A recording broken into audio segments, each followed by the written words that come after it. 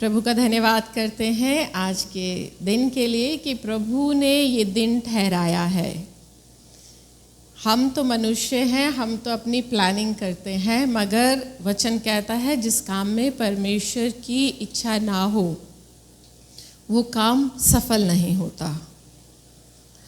प्रभु को ये भाया कि इस कलीसिया यानी आप लोगों को, जितने भी हमारी कलीसिया के जवान हैं, जब यूथ मीटिंग रखी गई, मैंने पहले भी पिछली बार भी कहा था कि हमारी कलीसिया में इतने जवान हैं। मैं भी आज देखती हूँ कितने जवान हैं हमारी कलीसिया में। आप में से कितने लोग पिछली वाली मीटिंग में थे जो पिछले महीने हुई थी? हालेलुया। मैं उम्मीद करती हूँ कि पिछली बार के वचन को आप लोगों ने सुनकर कुछ सीखा होगा। सीखा आपने? उस सीखे हुए को आपने अप्लाई किया? अच्छा, इधर से अप्लाई हुआ है। आप लोगों ने, मैं नहीं जानती अप्लाई किया या नहीं किया, मगर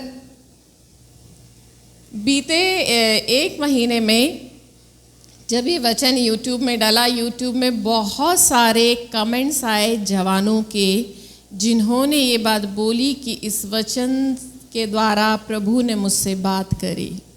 मैं प्रभु का धन्यवाद करती हूँ कि परमेश्वर ने जवानों से बातचीत करी, क्योंकि प्रभु आप लोगों से बातचीत करने में इंटरेस्टेड है, वो प्यासा है।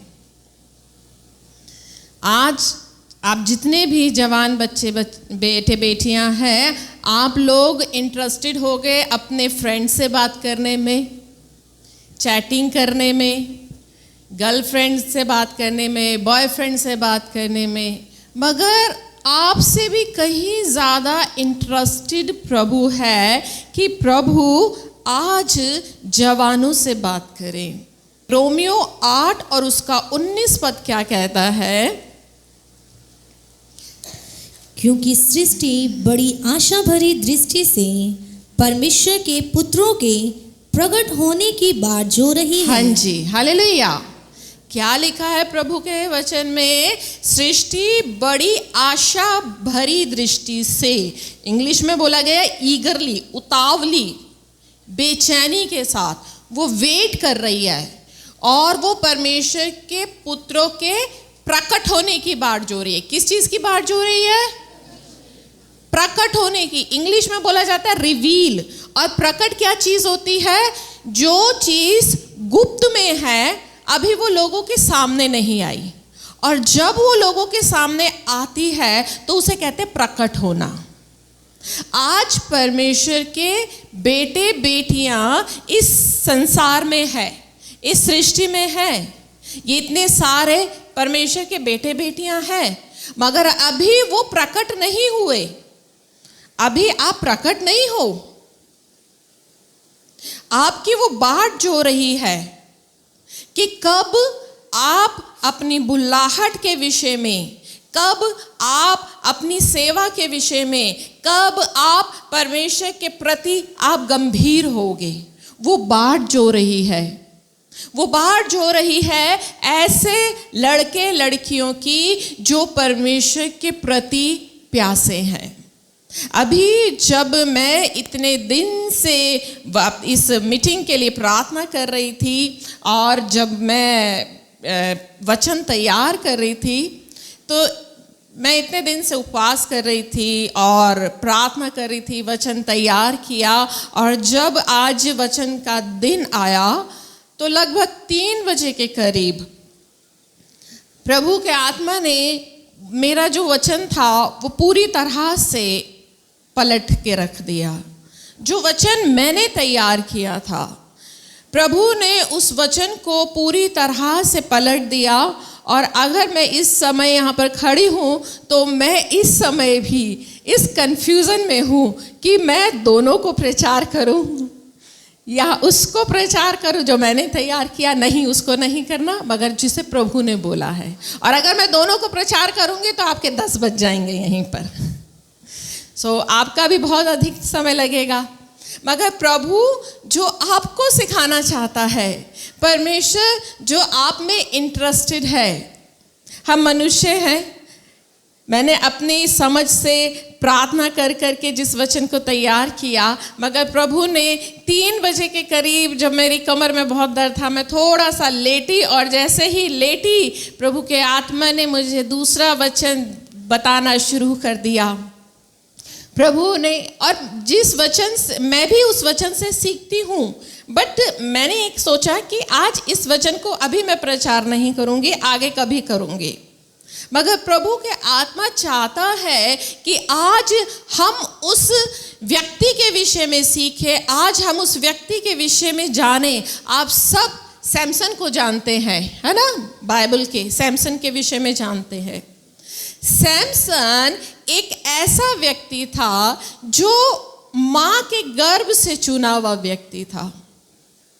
माँ के गर्भ से प्रभु ने उसका अभिषेक किया, उसका चुना, और वो जवानों के लिए, मैंने बहुत से लोगों को बहुत से उसके वचन, पास्टर प्रचारक को उस पर वचन प्रचार करते हुए सुना।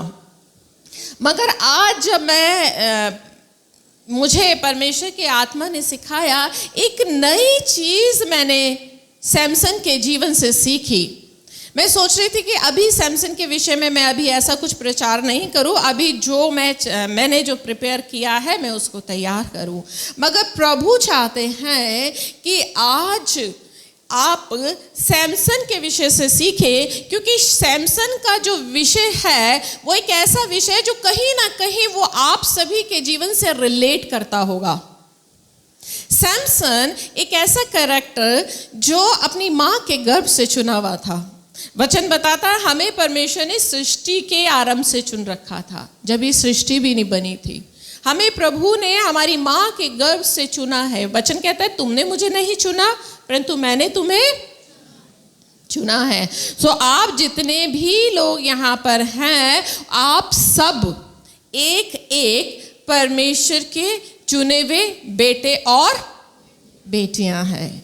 प्रभु ने उसका अभिषेक किया था। और अगर हम सैमसन की पुस्तक को पढ़ते हैं, सैमसन के चैप्टर को पढ़ते हैं, तो उसमें असीम अनलिमिटेड पावर थी।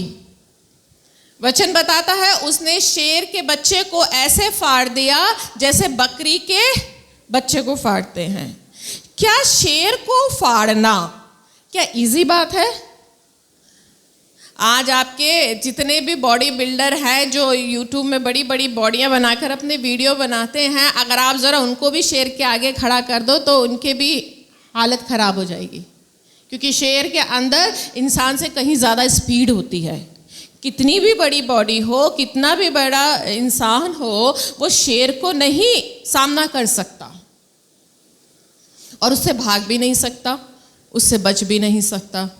मगर वचन बताता है कि सैमसन ने शेर को ऐसे फाड़ दिया जैसे बकरी का बच्चा फाड़ते हैं। अगर आपने सैमसन के अध्याय नहीं पढ़े तो आप घर जाकर पढ़ना। सैमसन ने गधे की जबड़ी के हड्डी से 1000 पुरुषों को मारा। क्या ये साधारण बात है? क्या नॉर्मल है ये चीज? नॉर्मल है ये? 1000 लोगों को, वो भी गधे के जबड़े की हड्डी से मारना कितनी अद्भुत सी बात लगती है। एक मैंने वीडियो में मैंने देखा था, जबड़े की हड्डी ढूंढी कि गधे के जबड़े की हड्डी कितनी बड़ी होती, कितनी बड़ी होती, मात्र इतनी सी टुकड़ा। इतने बड़े टुकड़े से 1000 लोगों को कोई कैसे मार सकता है? ये उसका अभिषेक था, और वही अभिषेक, वही सामर्थ परमेश्वर ने आज के जवानों पर उतारना चाहता है। वही अभिषेक, आज वही अभिषेक, वही अनॉइंटिंग परमेश्वर आज के जवानों के बीच में उतारना चाहता है। आप सोचो, आपको परमेश्वर ने कई बार आप लोगों के लिए प्रोफेसीज हुई हैं। प्रभु आपको, किसी को कैथरीन कुलमन, किसी को बेनी हेन, किसी को साधु सुंदर, किसी को कुछ, किसी को रेनाल्ड बॉन्की, किसी को कोई अभिषेक इस्तेमाल करना चाहता है। वचन भी कहता है कि अंत के दिनों में वो अपना आत्मा जवानों पर उतारेगा। ये जो टाइम है ये आप लोगों का टाइम है, ये आप लोगों का समय है प्रभु के लिए खड़े होने का, प्रभु के लिए इस्तेमाल होने का। मगर जितने भी जवान हैं उनकी सोच क्या होती है, अभी समय नहीं है, अभी जो हमारे एज है वो खाने पीने एंजॉय करने की, जॉब करने की, पैसा कमाने की है। अब परमेश्वर की सेवा प्रभु में गंभीर होना ये बात की बात है। पहले शादी ब्याह कर लें, पहले बच्चे कर लें, फिर जब थोड़ा मैच्योर हो जाएंगे, 40-45 साल के हो जाएंगे, तब हम प्रभु में सीरियस होंगे, तब हम प्रभु में आएंगे। होती है या नहीं होती है ये एज? आपकी सोच है या नहीं है? बहुत अच्छे, सब ना कर रहे हैं। सारे प्रभु में कितने समर्पित बच्चे हैं, हैं? कहीं ना कहीं हमारे अंदर ये सोच होती है कि अभी ये समय नहीं है, अभी तो पैसा कमाने का है, इंजॉय का है, जवानी इसलिए आई है, हम इंजॉय करें, फ्रेंड्स बनाएं, घूमें, ये सब काम करें। कई बार कुछ जवानों से बातचीत होती तो वो यही कहते हैं, दीदी अभी तो ये टाइम है पैसा कमाने का, अभी तो हम पैसा कमा ले। खुद मेरी भी यही सोच थी जब मैं प्रभु में, कि प्रभु मुझे बुला रहे थे, तब मेरी भी यही सोच थी कि अभी मेरी पैसा कमाने की एज है, अभी मेरी इंजॉय करने की एज है, अभी मैं प्रभु में नहीं आना चाहती। जब प्रभु मुझे बुला रहे थे, आप अच्छे हो जो आपकी सोच नहीं है। बहुत से लोग ऐसी सोच रखते हैं, आप भले ही ना करो, बट है तो यही सोच, अभी आगे पता चलेगा। जब हम गवर्नमेंट के फॉर्म्स अप्लाई करते हैं, आप जब गवर्नमेंट की जॉब के लिए अप्लाई करते हो, पुलिस में करते हो, सिविल सर्विस में करते हो, मिलिट्री में करते हो, आपने देखा है वहाँ पर एज लिमिट है, हर जगह की अलग अलग एज लिमिट है। पुलिस में अगर आपको अप्लाई करना है तो 25 तक की एज होगी, 25-26 की, किसी जॉब में 30 तक की, इससे ज़्यादा लिमिट नहीं है। अगर आपने इससे पहले, अभी मैं कल देख रही थी कि एनडीए के एग्ज़ाम के लिए 18 से 21 साल तक की एज रखी गई है, इसके बाद आप अप्लाई नहीं कर सकते। चाहे आप कितनी भी अच्छी आपकी एजुकेशन है, आप कितने भी आप सक्षम हो, आप उसके बाद अप्लाई नहीं कर सकते। आप ज़रा सोचो, हमारे देश की गवर्नमेंट ने, हमारे देश की क्या, हर जगह की गवर्नमेंट ने अपने देश में जो मिलिट्री होती है, जो आर्मी होती है, उसमें उन्होंने एज रखी है, और वो एज उन्होंने जो रखी है वो जवानों की एज रखी है। रखी है या नहीं रखी? जवानों की एज रखी है। और 45-50 आते आते वो आपको रिटायर कर देते हैं। मगर हमारे प्रभु को देखो, हमारा परमेश्वर इतना भला है, वो आपको कभी रिटायर नहीं करता। और हम प्रभु में कब आते? देश को भी आपकी जवानी चाहिए, देश को भी पता है कि जवान खून है। क्यों नहीं, मैं समझती हूँ फौज में तो उस समय जाना चाहिए जब 40-45 साल की उम्र में आपने शादी भी कर ली, आपके बच्चे भी हो गए, उनकी भी शादियां हो गई, अब आप वहां जाके शहीद भी हो जाओ तो कोई फर्क नहीं पड़ेगा। गवर्नमेंट उस समय क्यों नहीं भर्ती करती कि अगर ये शहीद भी हो गया तो कोई बात नहीं, इसके बच्चे भी बिहार गए, मकान भी बना लिया, काम भी स्टैब्लिश कर लिया, तब गवर्नमेंट क्यों नहीं करती? शहीद ही तो होना है। क्यों जवानों को शहीद करती है? क्योंकि जवान लहू, जवान जोश, जवानी का समय हमारी गवर्नमेंट को चाहिए। ऐसे ही प्रभु को भी ना जवान लोग चाहिए। आप अभी संसारिक बातों में उलझ रहे हैं, संसारिक चीज़ों को प्यार करते हैं और संसार की तमाम बातों में लगे हुए हैं। आप आए भले यहाँ पर हैं, वो आपके जो जीवन है ना, वो बाद में रिपोर्ट मिलता है। अभी भी इस 1 महीने के बीच में मुझे कितने ही ऐसे जवान बच्चों की रिपोर्ट्स मिली। मैं ये सोच रही थी, इन्होंने वो वचन सुना, चाहे चलो वो मीटिंग में नहीं आए होंगे, शायद है कि यूट्यूब में सुना होगा, तब भी मेरे सामने ऐसे ऐसे केसेस आए जहां मुझे लगता है कि शायद वचन का उन पर कोई प्रभाव नहीं पड़ा, वचन शायद उनके सर के ऊपर से चला गया। प्रभु आपसे प्यार करता है, उसे जवानों की जरूरत है, मगर आज जवान लोग सैमसन के समान बने हुए हैं। प्रभु ने उसको कितना अभिषेक दिया, माँ के गर्भ से चुना हुआ था। अगर आप सैमसन के जीवन को देखें तो उसके जीवन में 3 औरतें थी। 3 औरतें 3 स्टेजेस को दर्शाती हैं। सबसे पहली औरत उसके जीवन में आई, अगर हम न्यायों की किताब को निकालें, न्यायों की किताब और उसका शिमशोन तिम्हा को गया और तिम्हा में एक पलश्ती स्त्री को देखा।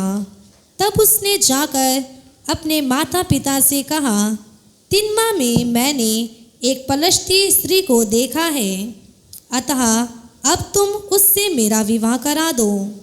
उसके माता पिता ने उससे कहा, क्या तेरे थाइयों की बेटियों में या हमारे सब लोगों में कोई स्त्री नहीं है कि तू खतनाहीन पलश्तियों में से किसी से विवाह करना चाहता है? शिमशोन ने अपने पिता से कहा, उसी से मेरा विवाह करा दे, क्योंकि मुझे वही अच्छी लगती है। हाँ, हालेलुया।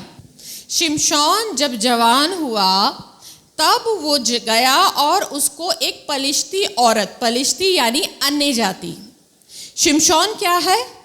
माँ के गर्भ से चुना हुआ, अभिषिक्त, प्रभु का चुना हुआ है। और उसको पसंद क्या आई? एक अन्य जाति। क्या लिखा है कि वो गया और उसने जाकर अपने माता पिता से कहा कि तिम्ना में मैंने एक पलिश्ती स्त्री को देखा है, सो अब तुम उससे मेरा विवाह करा दो। अब यहाँ पर उसकी स्टेटमेंट को देखो, अगर सैमसन के जीवन को देखें, उसकी स्टेटमेंट को देखें, तो यहाँ पे पता चल रहा है वो अपने माता पिता से परमिशन नहीं मांग रहा। उसने क्या कहा? ब्याह करा दो, कमांड दिया कि मैंने लड़की पसंद कर ली है। और वो उसने लास्ट में 3rd में क्या कहा? क्योंकि मुझे वही अच्छी लगती है। इंग्लिश में प्लीजेस, यानी वो उसकी तरफ अट्रैक्ट हुआ। जब हम जवान होते हैं तब बहुत सी चीजें हमें अट्रैक्ट करती हैं। जवान बच्चों को जब 13 से 14 साल की उम्र में जब आ रहे होते हैं, 14, 15, 16, 17, ये जो एज होती है ना, ये जो एज आती है, हमें बहुत सी चीजें अट्रैक्ट करती है संसार की। बहुत से लड़कों को लड़कियां अट्रैक्ट करती हैं, लड़कियों को लड़के अट्रैक्ट की तरफ अट्रैक्ट होती हैं। और वो उस अट्रैक्शन को क्या समझते हैं? क्या समझते हैं? प्यार। और वो अपने माता पिता के पास जाके क्या कह रहा है? उसी से मेरा ब्याह करा दो। एक अन्य जाति स्त्री। आज जितने भी मसीह बच्चे हैं, आज उनके जीवन में बहुत सी चीजों का अट्रैक्शन है। 1 यूहन्ना उसका 2 अध्याय और उसका 16 क्या कहता है?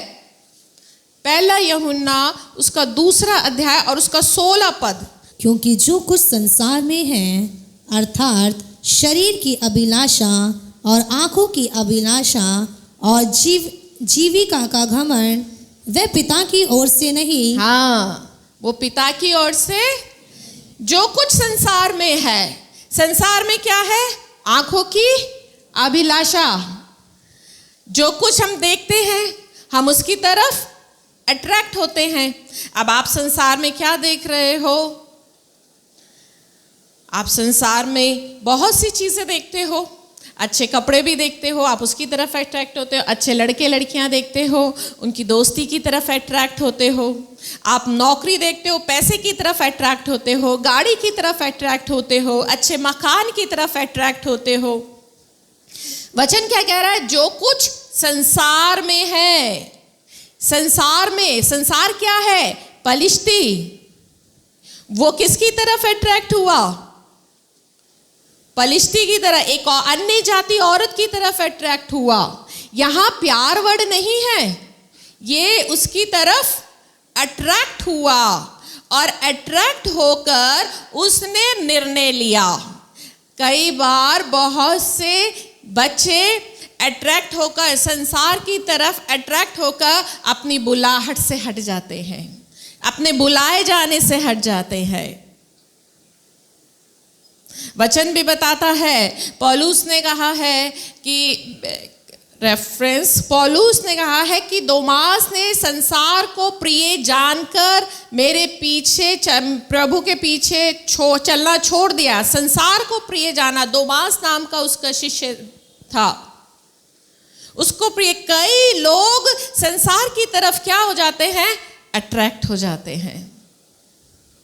आज आपके जीवन में भी बहुत सारे ऐसे अट्रैक्शन होंगे। हो सकता है आप किसी लड़के की तरफ अट्रैक्ट हो, आप किसी लड़की की तरफ अट्रैक्ट हो सकता है आप किसी नौकरी की तरफ अट्रैक्ट हो, आप पैसे की तरफ अट्रैक्ट हो सकते हैं, आप किसी चीज की तरफ अट्रैक्ट हो सकते हैं, मगर वो अट्रैक्शन जो है वो प्रभु की ओर से नहीं है। और उसका अट्रैक्शन में उसने क्या किया? उस पलिश्ती औरत के साथ शादी करी। उसने निर्णय लिया, मैं शादी करूंगा। और आप ये घर में जाकर पढ़ सकते हैं। और इस कहानी का अंत क्या हुआ? वो औरत उसके मित्र को लास्ट में बिहा दी गई, उसके ससुर ने, अलग हो गया। सफल नहीं हुआ ये रिश्ता। जब आप परमेश्वर को छोड़कर, अपनी बुलाहट को छोड़कर, आज ये जो एज है आपकी, ये अट्रैक्शन की एज है। बहुत सी चीजों की तरफ आप, बहुत सी चीजें आपको खींच रही होंगी, खींचती है संसार की। संसार, वचन ही लिखा है कि जो कुछ संसार में है, आज आपके दोस्त आपको खींच रहे होंगे, आज संसार की चीजें आपको खींच रही होंगी, पैसा आपको खींच रहा होगा, अच्छा स्टैंडर्ड। हर ज्यादातर लड़के लड़के कहते हैं हम अच्छे स्टैंडर्ड में जीना चाहते, अच्छा पहनना चाहते, अच्छे से रहना चाहते, जैसे हमारे परिवार ने हमें नहीं रखा हम वैसे रहना चाहते हैं। अट्रैक्शन।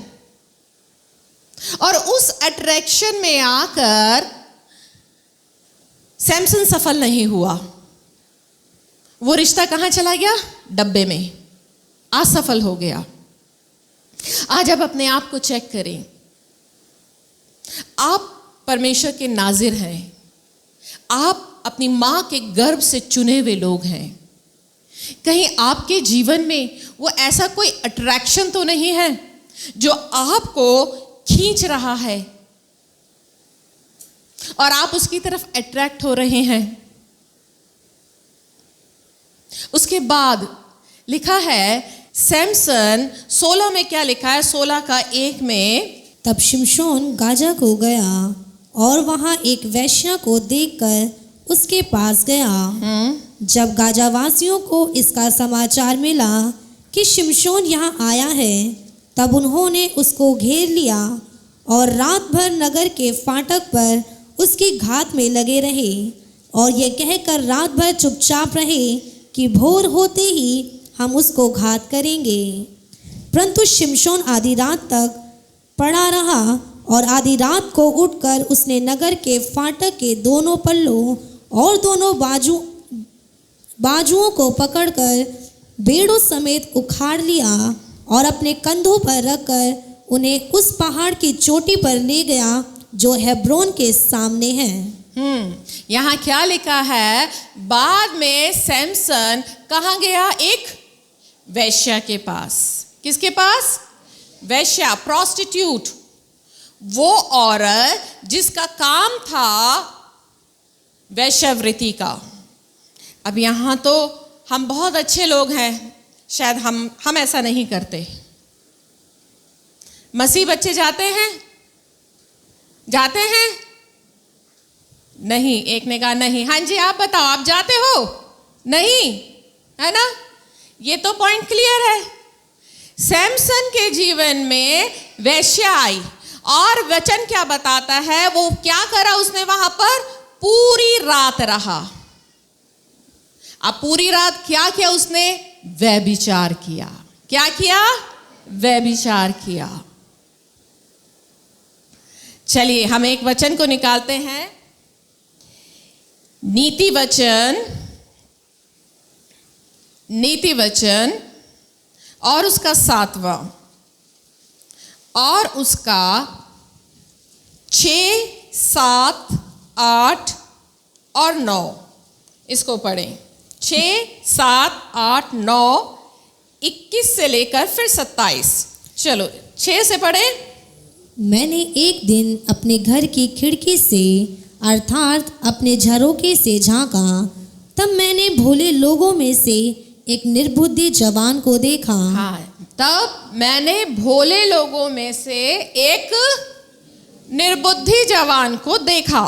सुलेमान क्या कह रहा है? एक रात मैंने अपने घर की खिड़की में से झांका और खिड़की में से झांका, तब मुझे भोले लोगों में से क्या मिला? एक निर्बुद्धि जवान।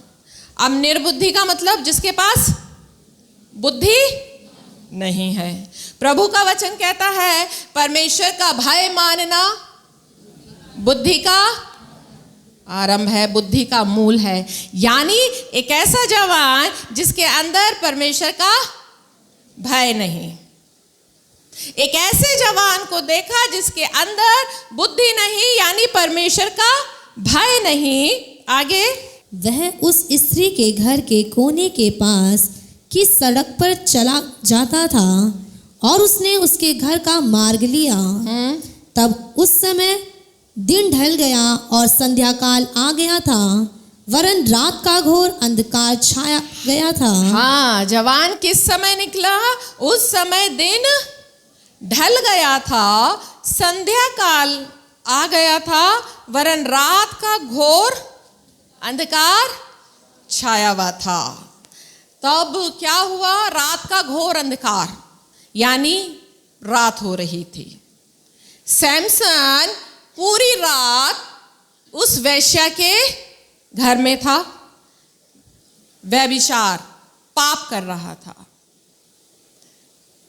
ये जवान, इसके लिए लिखा है ये निर्बुद्धि है, इसके पास बुद्धि नहीं है, इसके पास परमेश्वर का भय नहीं है। और ये क्या कर रहा है? एक ऐसे स्त्री के उसमें पराई स्त्री जिसका जो चाल चलन है वो बताता है कि उसका भेष वेश्या का सा था। 10 पद, उससे एक स्त्री मिली जिसका भेष वेश्या का सा था और वह बड़ी धूर्त थी। हाँ, और यहाँ पर भी वेश्या, वो जवान किससे मिला? सैमसन किसके पास गया? पूरी रात। ये जवान भी पूरी रात वेश्या के पास में है। अब हमारे जवान, हमारे मसीह जवानों से बात की जाए तो हमारे मसीह जवान रात को कहाँ होते हैं? हाँ, अब हंस गए। किसके पास होते हैं? हाँ, किसके पास? हाँ, जैली का याद है इसको। हाँ जी, कहाँ होते हैं? पूरी रात।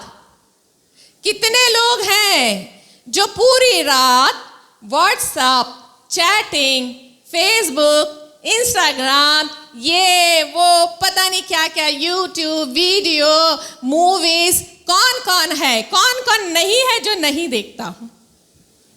प्रभु का भवन है, झूठ मत बोलना।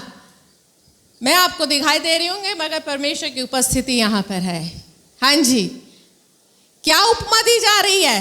रात भर सैमसन और वो निर्बुद्धि जवान किसके पास है? वेश्या के पास। और क्या हो रहा है वहां? व्यभिचार का पाप। और आपके जीवन में क्या चलता है रात को? वचन क्या बता रहा है? आप भले ही ये को मैं कुछ नहीं करती, मैं तो बस चैटिंग करती हूँ, रात को बस चैटिंग होती है। हाँ, बहुत से आप में से ऐसे बोलेंगे बस रात को चैटिंग करते हैं हम फ्रेंड से। प्रभु का वचन क्या कह रहा है पता है? बाइबल जो है ना, यहां पर मोबाइल वर्ड तो बोला नहीं जाएगा। बाइबल एक कोडिंग किताब है, कोडिंग बुक। मैं इसे कहती हूं कोड। क्या है ये? कोडिंग बुक है। इसको आपको डिकोड करना होता है। आज आपको पता है ना, कोडिंग लैंग्वेज चल रही है, कोडिंग लैंग्वेज चल रही है जो 10 साल 11 साल के बच्चों को सिखाई जाती है। और उस कोडिंग लैंग्वेज से वो बच्चे ऐप बनाना सीख रहे हैं, वेबसाइट बनाना सीख रहे हैं। मैं ये सोच रही थी, आजकल के बच्चे हम जैसे लोगों से तो कहीं ज्यादा स्मार्ट है या नहीं? मैं आपको सच बताऊं, अभी तक मेरे पास में ये मेरे लोगों ने मुझे आईपैड दिया है, गिफ्ट दिया, मुझे अभी तक इसके कोई फंक्शन नहीं पता।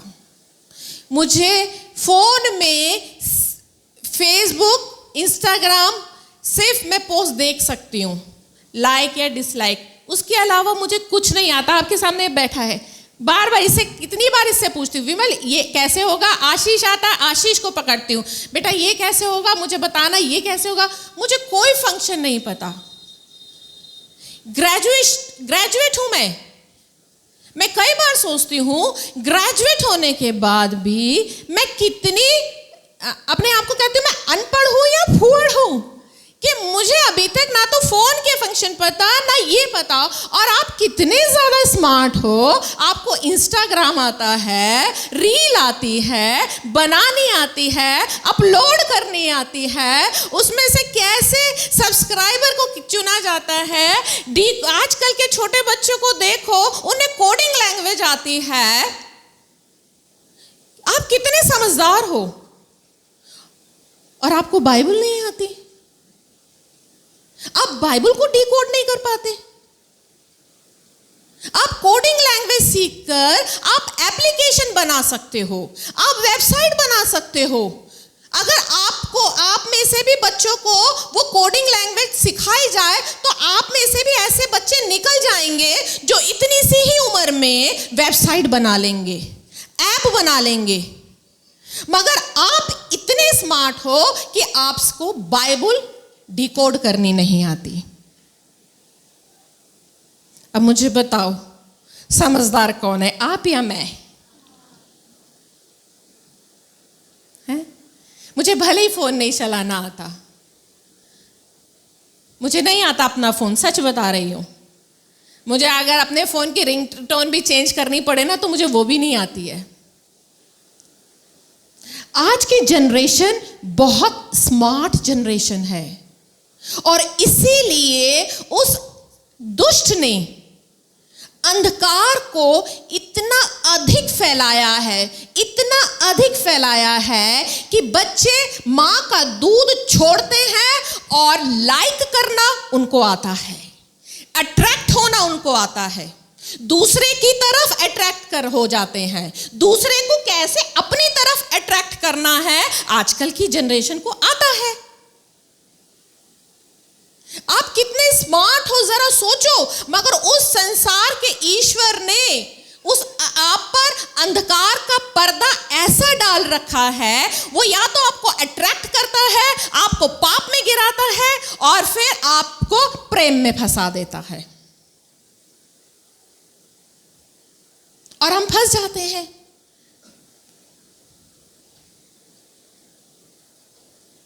आप बहुत स्मार्ट लोग हो, मैं सच बता रही हूं। मैं कई बार मैं देखती हूं ये कोडिंग लैंग्वेज जो सीख रहे हैं बच्चे, 10 साल के, 11 साल के, 14 साल के बच्चों ने ऐप बना लिए हैं। और वो भी ऐप कौन से बनाए हैं? किसी ने फ्रेंडशिप के ऐप बना लिए, किसी के चैटिंग के, बनाए भी तो ऐसे ऐप, क्योंकि दिमाग में तो वही भरा है ना। कोई वेबसाइट बना रहा है, आप भी वो हो जो इसको डिकोड करना सीख सकते हो। आप वो हो, आप वो जनरेशन हो। मगर आप उससे बाहर निकलो तो सही जो रात भर आप करते हो। आपको पता है ये बातें आपका अभिषेक चुरा रही हैं। वो मां के गर्भ से चुना हुआ था, मगर वो बार बार पाप कर रहा था। उसने एक अन्य जाति औरत की तरफ अट्रैक्ट हुआ। आज की जनरेशन उस संसार की तरफ अट्रैक्ट होती है। कई बार आपके समान जवान लड़के लड़कियां आते हैं और कहते हैं कि हम इसकी तरफ अट्रैक्ट हैं, हम उसकी तरफ अट्रैक्ट हैं।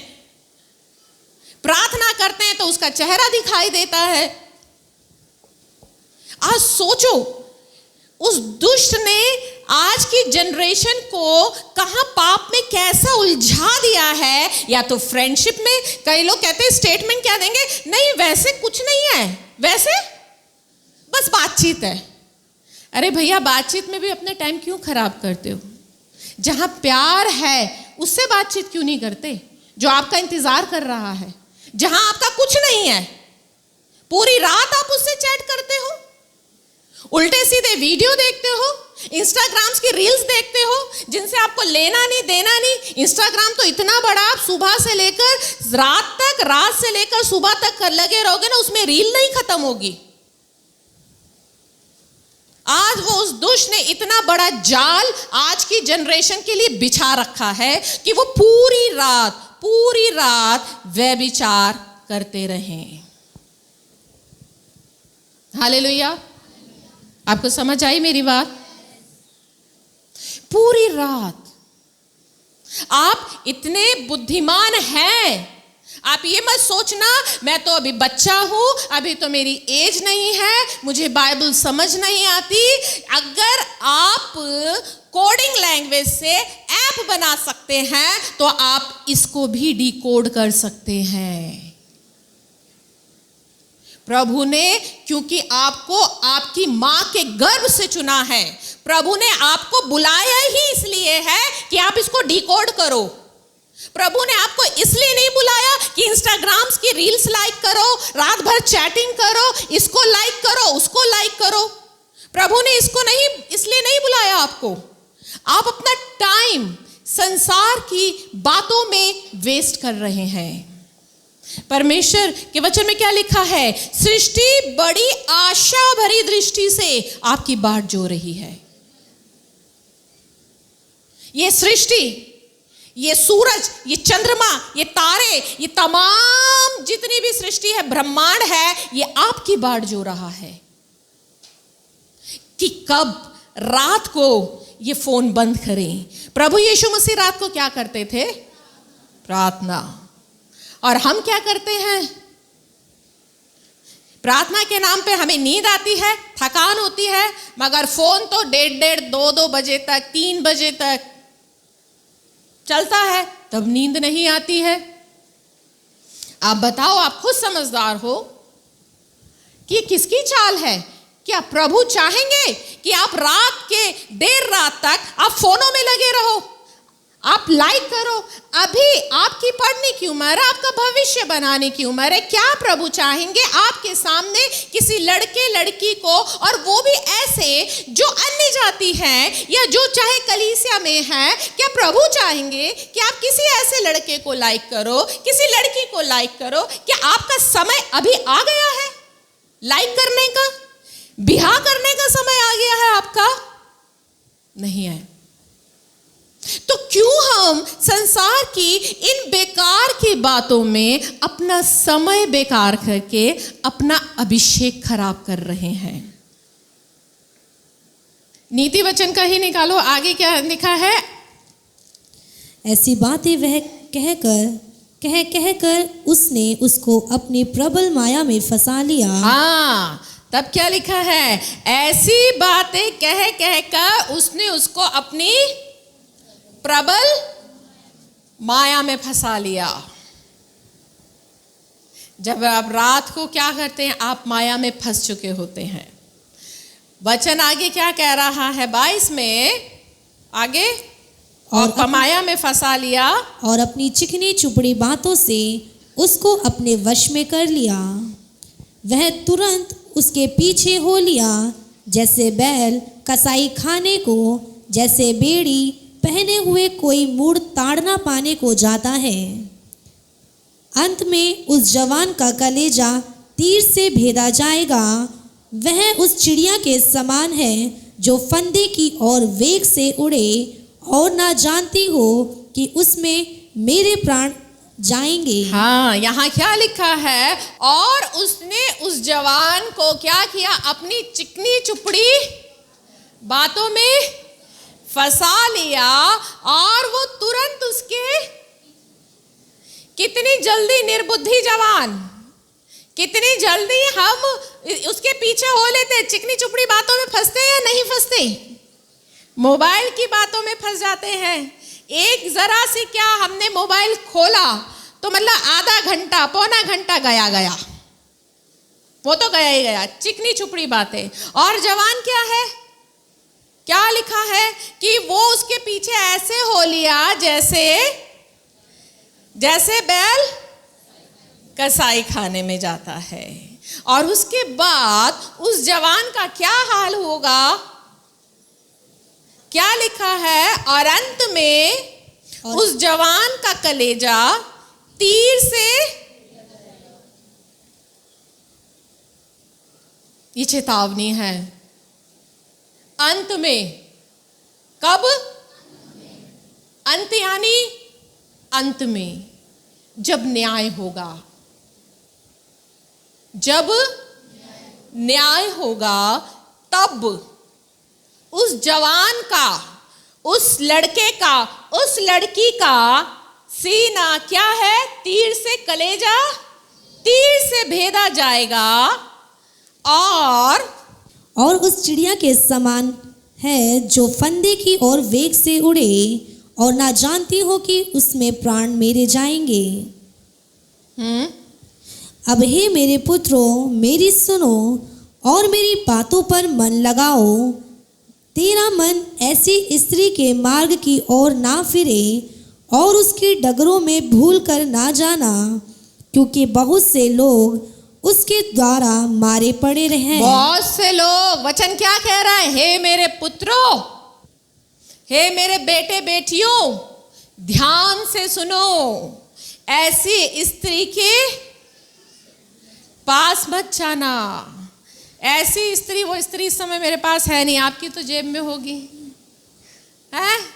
ऐसी स्त्री के पास मत जाना। क्यों?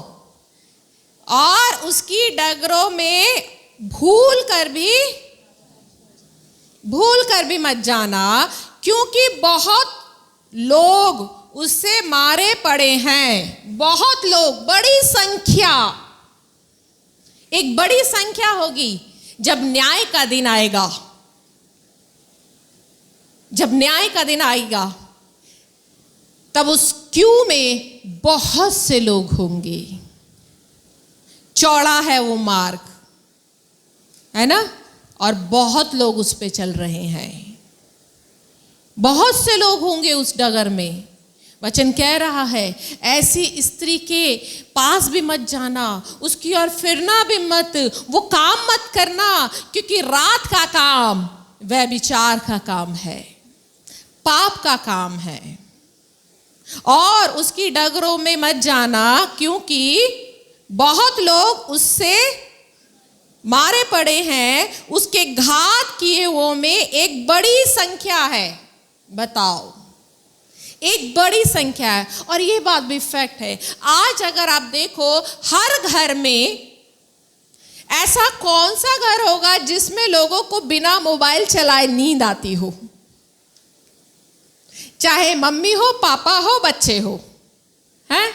हर एज के लोग,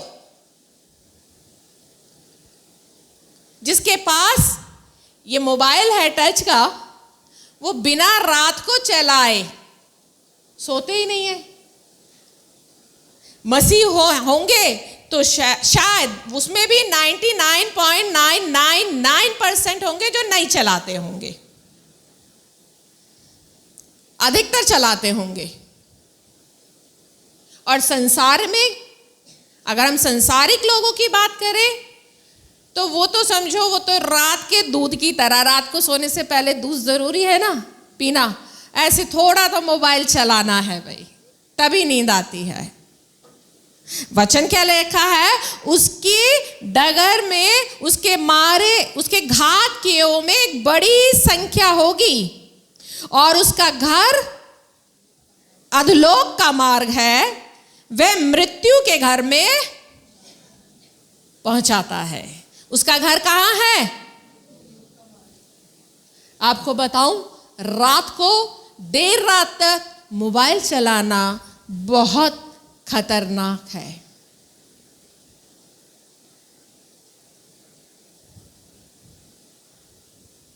प्रभु यीशु के वचन में लिखा वो रात भर प्रार्थना करता था, वो उद्धार करता जिसने हमारे लिए लहू बहाया, रात भर प्रार्थना कर करके हमें उद्धार देकर गया और आज उसके लहू से उद्धार पाकर हम उसके आराधक, हम उसके बेटे बेटियां रात भर मोबाइल चलाते हैं। बाप ने इतनी मेहनत करी है और बेटे क्या कर रहे हैं? अय्याशी।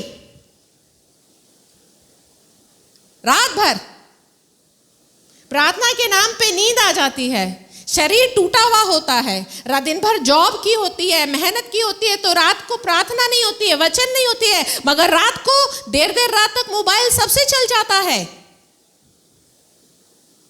या नहीं? मैं अगर गलत बोल रही हूं तो रात को मोबाइल तो सबसे चलता है। और उसके बाद देखो, चेतावनी है ये आपके लिए।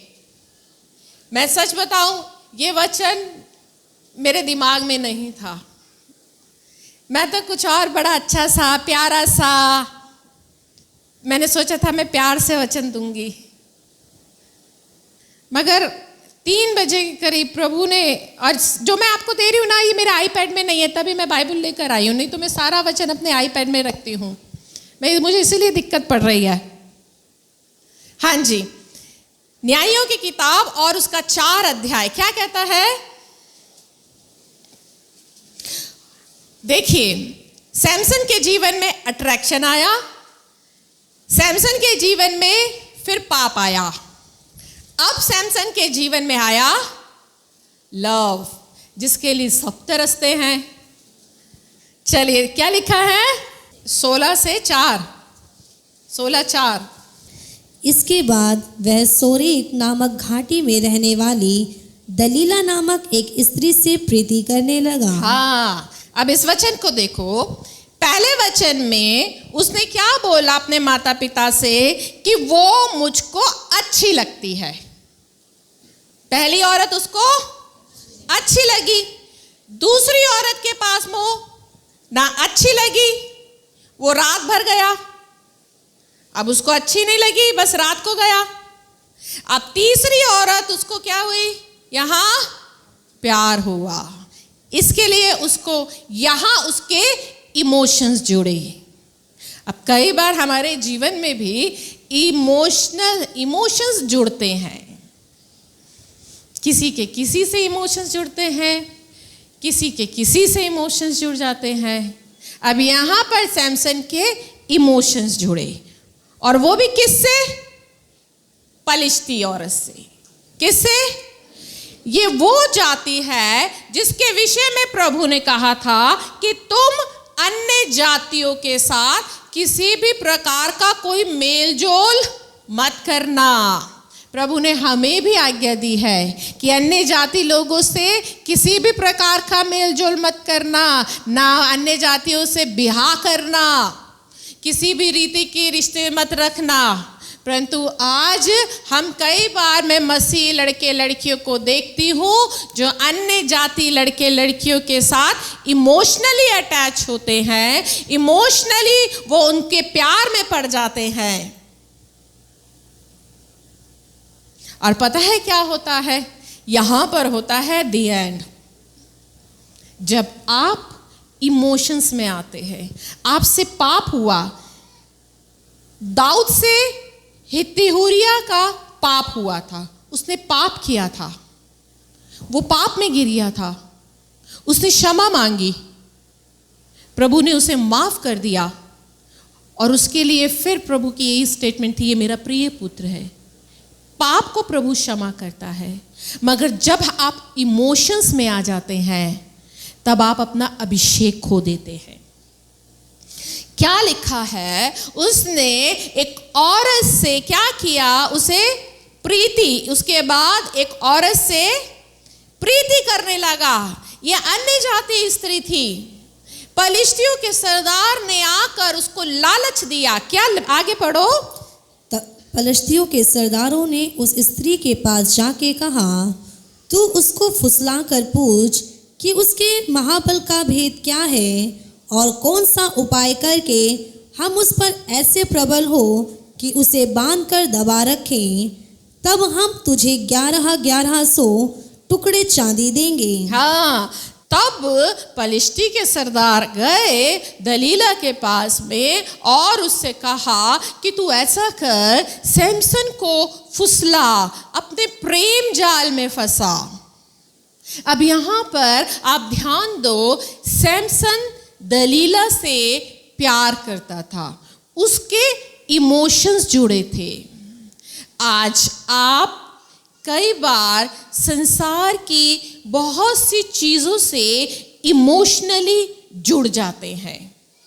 आप हो सकता है किसी लड़की के साथ इमोशनली जुड़े हो, किसी लड़के के साथ इमोशनली जुड़े हो, आप किसी चीज़ को प्यार करते हो, आप इमोशनली अपने फ्यूचर के लिए इमोशनली जुड़े होंगे, आप अपने परिवार के लिए इमोशनली जुड़े होंगे, आप किसी भी चीज़ के लिए, किसी के लिए आप इमोशनली जुड़ सकते हैं। वचन क्या कह रहा है, वो एक पलिश्ती औरत के प्रेम में फंसा, एक अन्य जाति जिसके लिए परमेश्वर ने अपने लोगों को पहले ही आज्ञा दे रखी है कि तुम इनके साथ किसी भी प्रकार का कोई मेलजोल मत रखना। वचन में लिखा है, ज्योति का अंधकार के साथ क्या नाता, क्या नाता ज्योति और अंधकार का। आप प्रभु के चुने हुए बेटे बेटियां हो। आप में से हो सकता है किसी लड़के का, किसी लड़की का, किसी के साथ इमोशनली ऐसा अटैचमेंट होगा जो शायद वो प्रभु में ना हो।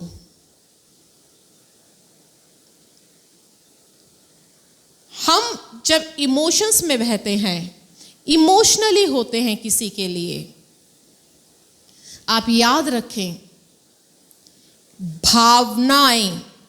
भावना एक प्रकार की बंधुआई है। क्या है? बंधुआई है, बॉन्डेज है। आपने अगर किसी को दिल दिया है ना, वापस ले लेना। सच बता रही हूं, बंधुआई है, बॉन्डेज है। दूसरा कुरिन्थियों में क्या लिखा है? दूसरा कुरिन्थियों, मैं आपको निकाल देती हूं, आप सोच रहे होंगे मैं अपनी तरफ से बोल रही हूं। दूसरा कुरिन्थियों 10 अध्याय और 5, 10 का 5। इसीलिए हम कल्पनाओं का और हर एक ऊंची बात का जो परमेश्वर की पहचान के विरोध में उठती है खंडन करते हैं और हर एक भावना को कैद करके मसीह का आज्ञाकारी बना देते हैं। हर एक भावना, इमोशंस को, हर एक भावना, इमोशंस को क्या करना है? कैद करके मसीह का आज्ञाकारी बनाते हैं। जब हम इमोशंस में बहते हैं तब हम ना तो प्रभु की आवाज सुन पाते हैं, ना परमेश्वर के आज्ञाकारी बन पाते हैं। और यही काम सैमसन ने किया। सैमसन उस औरत के साथ इमोशनली अटैच हो गया, वो प्यार करने लगा, मगर वो औरत उसके साथ इमोशनली नहीं जुड़ी थी। उसको पैसा मिला था कि वो उसको फुसलाए, आज संसार में, आपके जीवन में यदि ऐसा कोई लड़का, कोई लड़की जो अन्य जाति है, जो प्रभु में नहीं है, आज पता कितने ही मसीह लड़के लड़कियां हैं, बहुत से मसीह लड़के लड़कियां जब बाहर जॉब करने के लिए जाते हैं या बाहर पढ़ने के लिए जाते हैं या बाहर जाते हैं, तब उनका अटैचमेंट ऐसे लड़के लड़कियों से हो जाता है जो प्रभु में नहीं है, और वो इंटरकास्ट शादी कर लेते हैं। इंटरकास्ट शादी करने के बाद उनकी जिंदगी खत्म हो जाती है। कितने ही ऐसे लोगों के उदाहरण मेरी लाइफ में है। मैं बचपन से, मैं एक क्रिश्चियन फैमिली के हूं, मैंने कितने ही ऐसे लोगों को देखा जिन्होंने ऐसे लोगों से शादी कर ली जो अन्य जाति थे। आज हो सकता है आपके जीवन में भी ऐसी ही कोई लड़का या कोई लड़की हो जो प्रभु में नहीं है, जो परमेश्वर की योजना में नहीं है। और वचन कह रहा है कि हर एक भावना को कैद करके मसीह का आज्ञाकारी बनाना है। वो लड़का, वो लड़की किसने भेजा? सरदारों ने क्या कहा? तू इसको फुसला, इसको फुसला। और वो उसके पीछे पड़ गई, वो उसके पीछे पड़ गई। बार बार पूछती कि तेरी इतने अभिषेक का, तेरे इतने महाबल का क्या राज है, क्या राज है। वो हार कर उसने 3 बार झूठ बोला। तीनों बार कहा, पहले कहा अगर मुझे ऐसी सुतलियों से, तातों से बांधा जाए जो कभी सुखाई ना गई हो तो वो मेरा अभिषेक चला जाएगा। कभी कहा 7 बालों की लटों को बांध दो। वो बार बार उससे बचता रहा अपने अभिषेक को बचाने के लिए। पता है, मैं आपको अपने जीवन से बता रही हूँ, मैंने ऐसे कितने ही मसीहों की गवाही देखी है जिन्होंने ये कहा कि हमने शादी कर ली एक अन्य जाति से, एक अन्य जाति पुरुष से शादी करी, एक अन्य जाति स्त्री से शादी करी, और उससे शादी करने के बाद में हमें जीवन में बहुत संघर्ष करना पड़ा। बार बार उन्होंने अपने आप को बचाने की कोशिश तो करते हैं, मगर हार के उनका अभिषेक, हार के क्या करता है, वो उसको इमोशनली करती है। शैतान का काम पता है क्या है? वो आपको तोड़ेगा इमोशनली, इमोशनली आपको वहां आकर आपको तोड़ देगा। लास्ट में लिखा है कि वो उसके पैरों के पास में, 1 मिनट, न्यायों की किताब और उसका 16 से पढ़े। जब उसने उसको हर दिन बातें करते करते उसको तंग किया और यहां तक हट किया कि उसकी नाक में दम आ गया, तब उसने अपने मन का सारा भेद खोलकर उससे कहा कि मेरे सिर पर कभी भी छुरा नहीं फिरा कोई, क्योंकि मैं मां के पेट से ही परमेश्वर का नाजिर हूं। यदि मैं मूंडा जाऊं तो मेरा बल इतना घट जाएगा कि मैं साधारण मनुष्य सा हो जाऊंगा। और फिर 19 पद बोलता है, तब उसने उसको अपने घुटनों पर सुलाया। जब उसने अपने मन का सारा भेद उसके पास में उंडेल दिया, वो इमोशनली अटैच था। सैमसन दलीला के साथ क्या था? Emotionally attach. आज आप भी संसार की बातों से इमोशनली अटैच हो रहे हैं, संसार के लोगों से, आपके दोस्तों से आप इमोशनली अटैच हो रहे हैं। और उसने अपना सारा भेद खोल दिया। तब दलीला ने क्या किया? उसको अपने घुटनों पर सुलाया। अब घुटनों पर जब वो सोया होगा, डेफिनेटली उसको वहां पर रिलैक्स मिला होगा। रिलैक्स मिलता है ना? गर्लफ्रेंड की गोद में वो लेटा हुआ है, उसको रिलैक्स मिला है, उसे शांति मिली है। अब आप बताओ, जब हम भी घुटनों पर लेटे होते हैं, रिलैक्स होता है, तब दलीला आती है और आपको मुड़ाकर चली जाती है ना? जब आप रिलैक्स ले रहे होते हो। क्या लिखा है? उसने फटाफट लोगों को बुलाया और पलिश्तियों को बुलाकर उसके बाल कटवा दिए। और आगे क्या लिखा है? जब उसके बाल कट गए तब उसने उसको यहाँ पर, और वह उसको दबाने लगी और वह निर्बल हो गया। तब उसने कहा, हे शिमशोन, पलिश्ती तेरी घात में है। तब वह चौंक कर सोचने लगा, मैं पहले के समान बाहर जाकर झटकूंगा। तो वह तो ना जानता था कि यहोवा उसके पास से चला गया है। हाँ, अब यहाँ पर एक वचन देखो, 19 में लिखा है, और वो उसको दबाने लगी और वो निर्बल हो गया।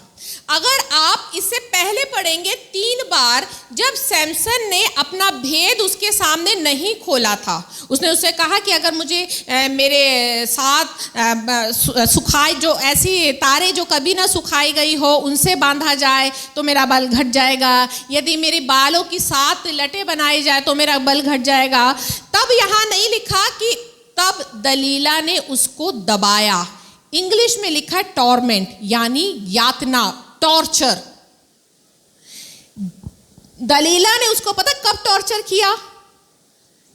जब उसने अपने मन का सारा उंडेल दिया, इमोशनली देख लिया, और अब उसका अभिषेक चला गया। जब उसका अभिषेक चला गया, और लिखा है यहोवा उसके पास से चला गया, और जब यहोवा उसके पास से चला गया, दलीला अब क्या करने लग गई? टॉर्चर करने लग गई। आज कितने ही जवान बच्चे, जवान लोग अपनी लाइफ में इमोशनली होकर ऐसे लोगों से जुड़ जाते हैं, ऐसी बातों से जुड़ जाते हैं जहां उनका अभिषेक चला जाता है, इमोशनल होकर।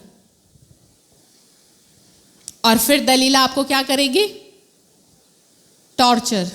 अगर आप ऊपर पढ़ोगे ना, जब मैंने ये वर्ड पढ़ा कि वो उसको यातना देने लग गए, तब मैंने इस अध्याय को दोबारा पढ़ा। उसके 9 में लिखा है, 10 में लिखा है, 13 में लिखा है कि दलीला ने कहा, दलीला ने कहा, दलीला ने कहा। वहां ये नहीं लिखा दलीला ने उसको यातना दी, दबाया, उसको प्रेशराइज किया, परेशान किया, क्योंकि वो जानती थी अब इसका अभिषेक चला गया है। याद रखें, जब आप अपना अभिषेक खो देंगे, वचन में लिखा है जब दुष्ट आत्मा वापिस आती है ना, तब क्या होता है? पहले से भी ज्यादा खराब हालत हो जाती है। जब आप अपना अभिषेक खो देते हैं, आप प्रभु के बुलाए हुए लोग हैं। आज संसार में जो है ना, अट्रैक्शन है, लव है, ये कुछ भी प्रभु की ओर से नहीं है। अगर आप आज इन बातों में फंसे हुए हैं, अगर आप किसी की तरफ अट्रैक्टिव हैं, अगर आप किसी के साथ इमोशनली जुड़े हुए हैं, किसी को प्यार करते हैं, तो आप सावधान हो जाइए। आप परमेश्वर के चुने हुए लोग हैं। पतरस बोलता है, तुम चुना हुआ समाज, राजपदधारी लोग हो, याजकों का समाज हो। प्रभु ने तुम्हें मोल लेकर खरीदा है। तुम एक अनमोल जनरेशन हो। ये वो जनरेशन है जो यीशु मसीह का आगमन देखेगी। ये वो जनरेशन है जो बाइबल की भविष्यवाणियों को पूरा होता हुआ देखेगी। इसीलिए आज संसार में अंधकार इतना बढ़ा हुआ है। आप टीवी में जाओ, टीवी में आपको लव, अट्रैक्शन, सेक्स दिखाई देता है। आप मूवी देखो, फोन चलाओ, वहां कोई किसी को लाइक कर रहा है, किसी को अट्रैक्ट कर रहा है। आप एड्स देखो, एड में अट्रैक्शन है। सब जगह आप जब जाओगे ना, आज शैतान ने अपना इतना बड़ा जाल जवानों के विरोध में बिछा रखा है कि कहीं ना कहीं तो ये पाप में गिरेंगे। कहीं तो किसी को अट्रैक्ट होंगे, किसी को अट्रैक्ट करेंगे, कहीं तो ये रात भर फोन चलाएंगे। कुछ तो ऐसा हो जहां वचन में नीति वचन में क्या लिखा है, अंत में क्या होगा, उस जवान का कलेजा तीर से भेदा जाएगा और उसका भाग अधोलोक का घर होगा। इसीलिए आप सावधान हो जाइए। प्रभु आपसे प्यार करता है। सैमसन आपके जीवन के लिए एक सबक है। यदि ऐसी बातें हैं, निकाल देना। अपने आप को पवित्र बनाओ प्रभु के लिए, क्योंकि उसने अपना खून देकर आपको मोल लिया है, खून बहाया है उसने आपके लिए। जरा किसी के लिए आप खून बहाओ। आप बहा सकते हो? आजकल तो आशिकी का भूत इतना चढ़ा होता है, खून से लेटर लिखे हुए होते हैं, है ना, खून से लिखे दिए होते हैं, तब भी वो आपका नहीं होता। आप खून से भी लिख के दोगे तो, मगर उसने आपके लिए खून बहाया है। उसके लिए गंभीर हो, अपनी बुल्लाहट को पहचानो। रात भर फोन चलाना छोड़कर उसके चरणों में गंभीरता के साथ बैठो कि प्रभु मैं रात भर फोन ना चलाकर तेरे साथ समय बिताऊंगा। अगर आपके जीवन में ये बीमारी है तो वचन बता रहा है ये व्यभिचार है, ये पाप है। भले ही आप किसी वैश्या के पास ना जा रहे हो, परंतु वैश्या तो वो जेब में होती है। हालेलुया।